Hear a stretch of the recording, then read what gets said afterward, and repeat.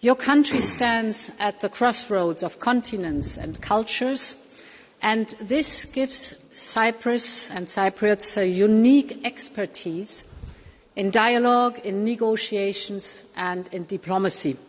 And these are assets that will matter greatly as your steer of our common agenda in the first half of 2026 is paramount. And as together we navigate in turbulent geopolitical waters, it fits that the motto, the theme of your presidency is an autonomous union open to the world. Concretely, this means that together we will be working on three key strands that will strengthen our independence. It is security and defence, it is competitiveness and decarbonisation, and it is democracy and partnerships. My first point is on security and defence. Last year, at the European level, we have made more progress in defence than in decades before. We have presented the white paper. We have presented the readiness roadmap till 2030. But we have also enabled the member states to mobilise up to 800 billion euros to make this readiness roadmap really happen, so to implement it and to invest in the gaps, the capabilities that we need. And this includes the 150 billion for joint procurement, the SAFE programme.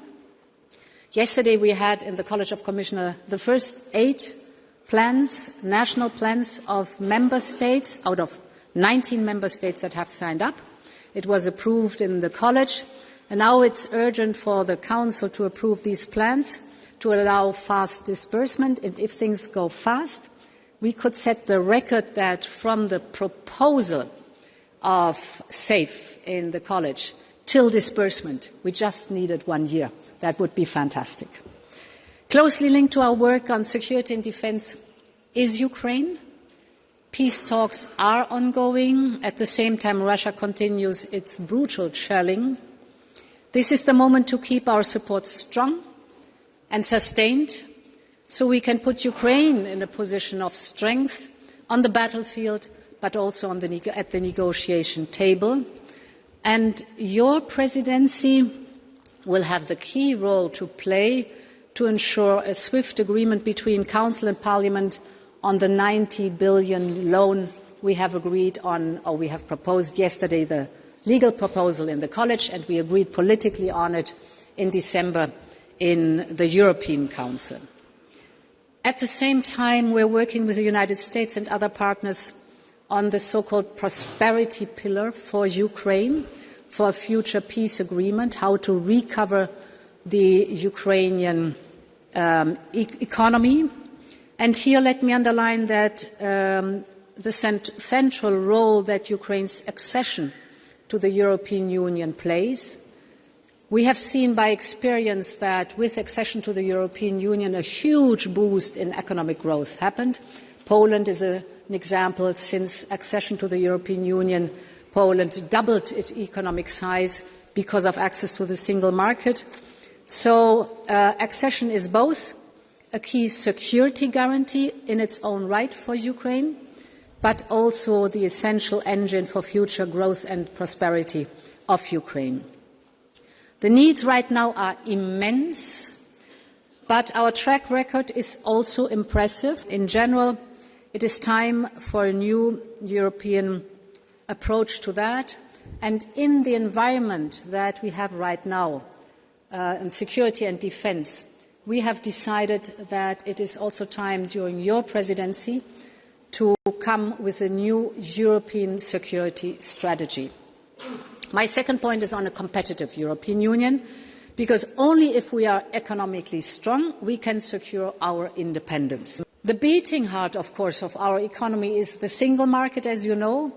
We will present the 28th regime package to support innovative companies so that they have only one single and simple set of rules to operate within the European Union, a reduction of bureaucratic burden, and more speed in the growth of companies, innovative companies, within the European single market. But as important as the single market is a deep and liquid capital market. We have presented ambitious files on the Savings and Investments Union, which now need to make significant progress during your presidency. Now, finally, we will continue with our work on simplification and burden reduction. You know that 10 omnibuses are on their way, but they all have to reach their destination, so we count on you here in the Council presidency. If these omnibuses are finally agreed, this means 12 billion euros burden reduction for our economy every year. But as I said, not the departure is crucial, but the arrival of the omnibuses agreed is important. Then for competitiveness, not looking only at our single market, there's another important aspect. Europe's independence benefits a lot from our strong and growing network of trade agreements. They help to diversify and de-risk. And with that backdrop, Saturday in Paraguay, we will write history. We will sign the EU-Mercosur partnership agreement, indeed after 25 years of negotiations. It will create the largest free trade zone in the world, but our ambition goes further. We're working hard to conclude our negotiations in your presidency with India, preferably at the end of this month, as well as with many partners like Australia, the United Arab Emirates and Malaysia.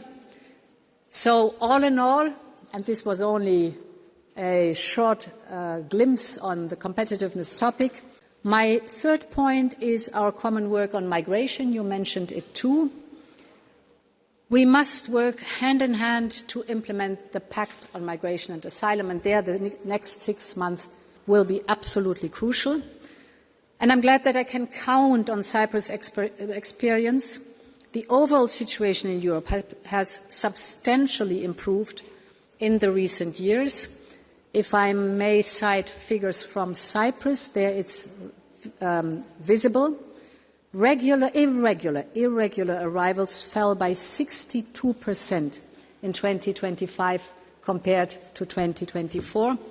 And if you mirror that to the European level, it confirms the trend. President von der Leyen, as you said, we live in very turbulent times, so turbulent that several member states sent troops to Greenland. So can you please share your thoughts about the situation in Greenland, how the EU can support Denmark? And more broadly, you mentioned the new European security strategy. What do you think should change at EU level in the governance? Commissioner Kubilius last Sunday mentioned a European Security Council, for instance. So what should we change and how fast? Thank you. To take the second question first, we are starting to work on a new European security strategy. And at the beginning of the work, it's not wise to limit or to expand explicitly already the different topics. So at the end, when we present the national security, the European security strategy, of course you will get answers on that one. But the purpose is indeed this exercise really to collect all the knowledge, to acknowledge the changes, the geostrategic changes and needs that are out there, but also the geopolitical changes in our world, and to give an appropriate answer to that one. On Greenland, what is clear is that Greenland can count on us politically, economically and financially. And when it comes to its security, the discussions on Arctic security are first and foremost a core issue of NATO. But I also want to emphasize that it is the Arctic and Arctic security, both topics, are core topics for the European Union and matter enormously for us. This is, among others, the reason why we double down on investments and supporting Greenland. You might have seen in the draft budget, we have doubled the amount of financial support to Greenland. I have visited Greenland last year, I think it was in February or March, before this all started. And we established an office, a bureau in Greenland to have a very close cooperation with the Greenlandic government and people. We are discussing investments. We're doubling down on these investments now. The European Union has a very good reputation in Greenland, and we are counting very much on the excellent cooperation that we have. We will thus continue our work on Arctic security with our allies, our partners, including the United States. So what is happening in Iran is abhorrent, and the killing of the young people is a human tragedy. I cannot comment on other countries' activities. That's for them to decide what they do. But indeed, we are looking into deepening the sanctions against Iran. The sanctions are biting. So I would not just put them aside. They are biting and they have their effect. They are weakening the regime, and the sanctions help to push forward that this regime comes to an end and that there is a change. It is in the very end the people of Iran who are bravely fighting for a change. They have our full support. They have our full political support. They ask us also to list not only, as we've done, the Islamic Revolutionary Guard, but also others that are responsible for the atrocities. They are asking us to list them, and I can fully understand with what is happening in Iran that this is something of importance, and yes, we will do so. Jelajahi cara baru mendapatkan informasi. Download MetroTV Extend sekarang.